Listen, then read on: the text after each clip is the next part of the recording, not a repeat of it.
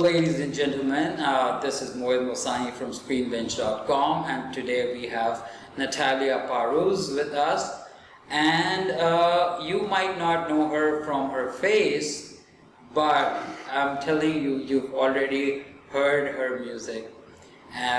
Natalia, I would like to I would like you to tell the audience about your music and soundtracks that you've done for the movies and all. Could you mention a few movies? Sure. I play an unusual musical instrument called the musical saw.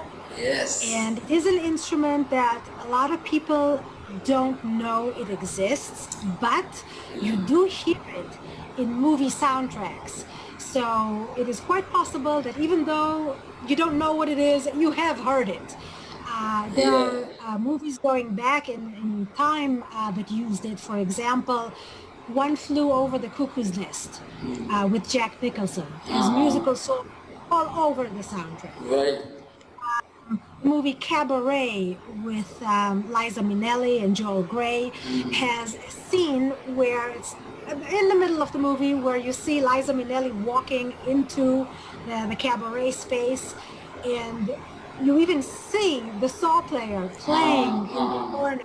You don't see his face, you just see the body and the so it has been around for a long time, even before it was used in movies that had sci-fi elements, like when the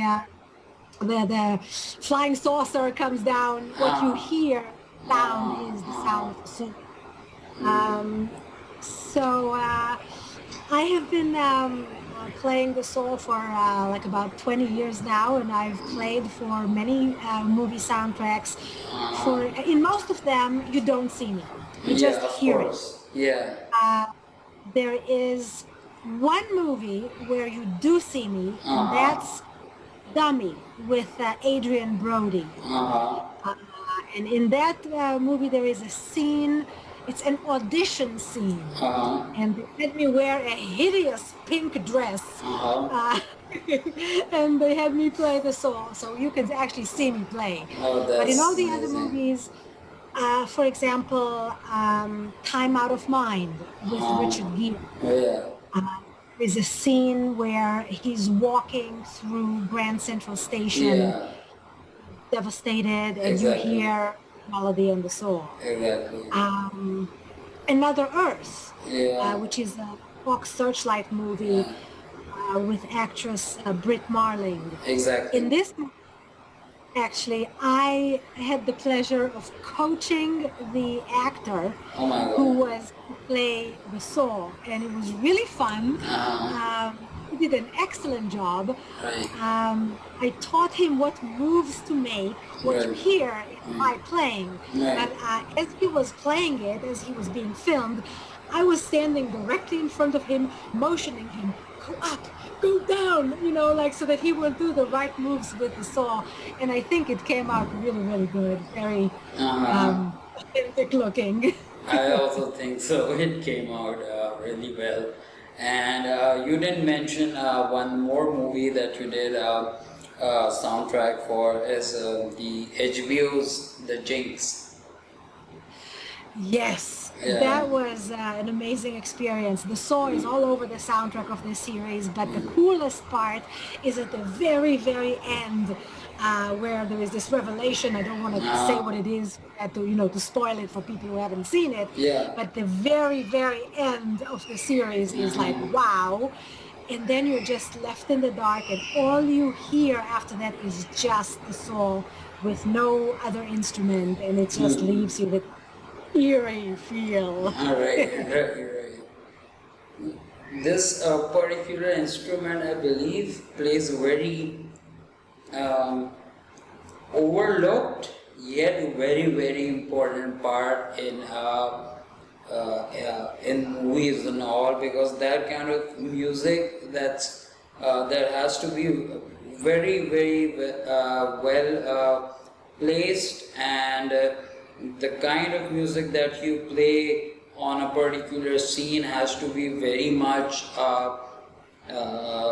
what do I say, very much relatable to what the scene is, and that's a very difficult task, and people don't even realize what they're listening to, but that what they're listening to is actually creating the entire ambience of the movie, and all those feels, those goosebumps and everything.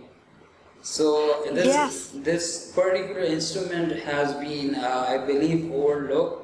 Maybe it's maybe people don't find it as cool or ordinary as a guitar or a keyboard. But this instrument, I certainly agree that it has its own place, especially in movies. And the cool thing is that it's capable of creating different ambiances. The ones we've just talked about was more eerie and like spiritual even, but it's also capable of creating like funny ambience. For example, what was the name of that movie I did?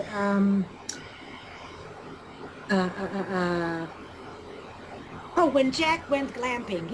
When Jack Went Glamping has a scene in it that is it's a comedy. And it has a comic scene where they're camping and there's this donkey and the donkey is creating mischief. So what they had me do is they had me play the saw not using a bow like I usually do, but instead I used a mallet to bang the blade, and that creates a more percussive sound that is kind of funny and comedic. So that really helped enhance the comedic side of the scene. That's great. So Natalia, are you playing something for the audience at Screen Bench? I'm sorry? Will you be playing something for us? Oh, here? Oh, yeah. I didn't know that I was going to. I didn't prepare. Could you put in a video? Like, could you insert a video? No, we want live stuff. Exclusive. Exclusive. Oh my God. Okay. I didn't prepare. Screen Binge exclusive. Okay, hold on. Here's the saw. Okay, let me see. Okay.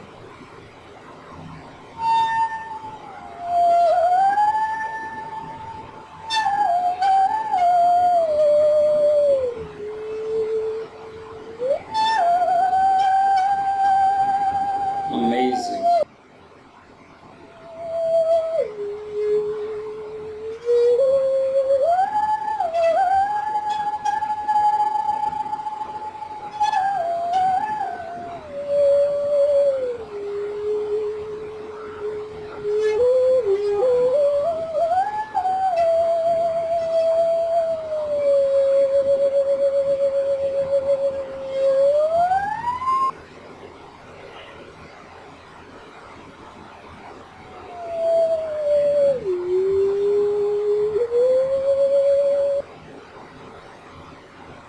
This is amazing. This is amazing. You could hear it? Of course, of course. Do you mind showing the instrument to the audience on the camera? Sure. This is the saw, guys. Very obvious. Okay, it's very long. It's like 32 inches long. Yeah. The tip handle that you see here, you don't have to use it. I play like at least 3 hours non-stop a day, so I'm belting steel and it hurts. It hurts like the thumb. Right. So if you play less time a day, you don't need the tip handle. But if you play like me so many hours a day, this just saves your thumb. Right.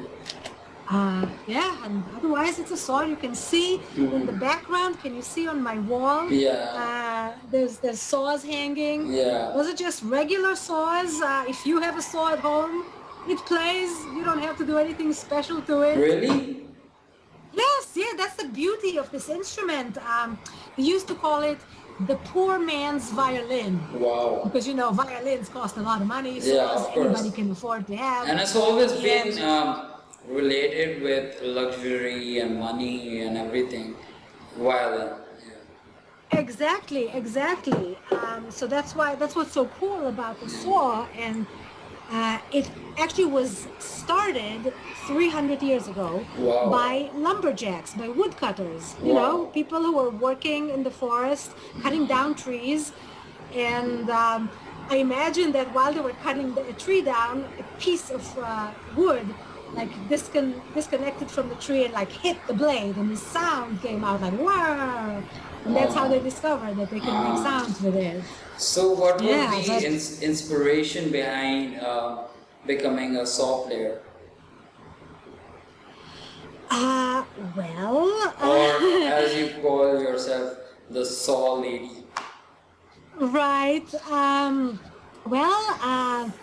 I realized that the concept of playing a tool as a musical instrument might be as bizarre as someone trying to cut a log in half with a cello.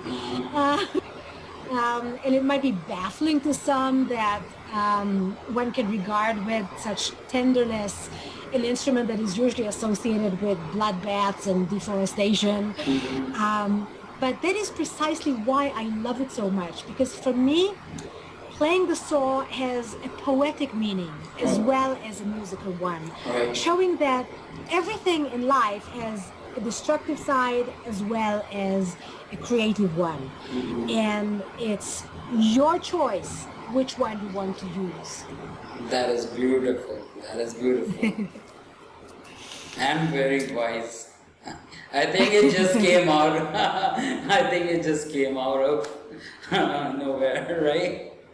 Yeah. I mean, it's, like you said, how you love your job. Yeah. I also love my job. Right. So, Natalia, did you learn it from someone, or are you self-taught? I am self-taught because when I started more than 20 years ago, I couldn't find a teacher. My mother, who was a pianist, she said to me, "You cannot learn to play an instrument without a teacher. You must have a teacher." So I looked for a teacher, but I couldn't find anybody back then who taught this instrument. So I had no choice but to be self-taught and to reinvent the instrument for myself, So who did you see playing the instrument that actually, inspired you? That inspired me, yeah. That's a good question. My parents and I went to Europe to visit, and while in Austria, we went to see a show for tourists, which was like a hodgepodge. There was a lot of different acts, and one act was this guy playing a saw. Yeah. And that was the first time in my life, in my parents' life, that we've encountered this instrument, and I just felt this fire inside of me, like, wow, I want to learn to play this instrument. So I went backstage and I actually asked the saw player if he would give me a lesson. He said no. And of course I offered, tell me how much money you want. No. He said, go home, pick up a saw, imitate what you've seen me do on stage, and figure it out. Wow. Now, today, after having done a lot of research about the art form, I realized that it's not that he wasn't being nice to me. It's not that he was mean. It's not that he didn't want to teach me because he didn't want the competition. He was actually being very nice with you. Yes, exactly. First of all, the all-time tradition of this art form is that you teach yourself. They say, if you can figure it out on your own, you were meant to be a saw player. If you cannot, forget about it, it's not for you. Also, because he forced me to learn it by myself, first of all, I now have the honor and the pleasure of saying I did it all on my own. Yeah. But in addition to that, because nobody told me this is right, this is wrong, how to play it, I came up with my own technique because I had challenges, and I didn't know that I wasn't supposed to be challenged by it. I'll explain what I mean. Much later, I met some other saw players, and they said to me, "Oh, you play so fast. This instrument is not meant to be played fast. Traditionally, it's just for ballads." Nobody told me that when I was learning to play. I didn't know I wasn't supposed to play fast. I wanted to play fast, so I found a way to twist the blade in such a way that enables you to go faster. So in a way, it's really lucky that I didn't have a teacher, because he would have told me, "Oh no, you cannot play fast." So that's a blessing in disguise, right? Yeah. So sometimes when people say no to you, it's actually a blessing. It's actually a blessing. Do you have cats or something? Yes, you can hear my cat? Yeah. Too late. Yeah, she just walked into the room, sorry. Oh wow. Can we see her? You want to see her? Yeah. Truly, they want to see you. Oh, it's Tuli. There's Tuli. She's adorable. She's adorable. So magnificent. So magnificent. She's a good cat. We adopted her from outside. She was born in our backyard. Oh, that's so considerate of you. My cat unfortunately passed away last April. She was 18. Oh no! Yeah, she was 18. Oh, I'm sorry to hear that. Oh, that's so sad. Yeah. How long did you have the cat? For 18 years. 18 years. That's old for a cat. Yeah, that's too much for a cat. Plus the vet didn't really diagnose her right. But what can you do? 18 years. No, 18 years is a lot for a cat. That's a good life. Yeah. You gave your cat a good life. Yeah. Yeah, but that's sad. That's so sad. Yeah, that is indeed They really become sad. part of our family. Yeah. Yeah, it was a very, very sad moment to lose her, and I was the first. Totally. I was the first one to find out, and then I had to break it to my mother. Then I had to break it to my elder brother, and it was also difficult. And I had to be really strong so that I could, support the two of them. So Yeah. so, yeah. Wow. Well, maybe you'll have another cat sometime. So thank you for all your time, Natalia, and it was a pleasure Thank you. talking to you. I found out so many things about the instrument, and honestly, before I did not really know that it was actually an instrument as well, and it's really I'm really thankful to you for coming for the interview for a screen band. No, I'm grateful to you. I Yeah. think it's so amazing sitting here talking from New York City, talking to somebody in Pakistan. Yeah. I think it's amazing. Thank you so much. much for inviting me. But thank you so to much talk for your to you. time. Thank you so much for your time.